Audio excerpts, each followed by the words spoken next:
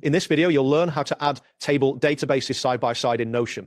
By the end of this tutorial, you will have two tables displayed next to each other within your Notion workspace. Begin by navigating to the Notion website, open your preferred web browser, and enter the address notion.so in the URL bar.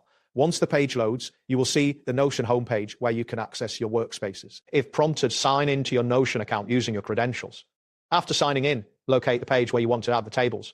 This could be an existing page or a new one you create for this purpose. Next, type /table view in the blank space of your Notion page. As you type, a drop-down will appear with several options. This feature allows you to create a new table, select table view from the drop-down options.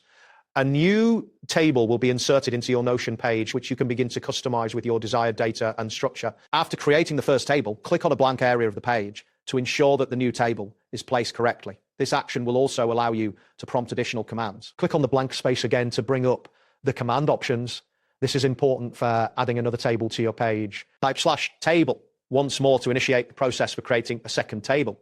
The same drop-down as before will appear, showing you the available options for table creation. Select table view, again from the drop-down. A second table will now be added adjacent to the first table on your page. Click on a blank space once again to finalize the positioning of your second table. This step ensures that both tables are ready for further adjustments. Locate the 6 dots icon on the top left corner of the second table. This icon represents the table's drag handle, allowing you to rearrange the tables within your Notion layout. Drag the second table to the side of the first table.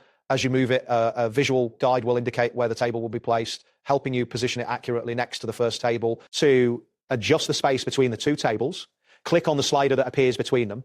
Moving this slider will allow you to control the width of each table, making it easy to view both simultaneously. Repeat the same action with the first table by clicking on its slider.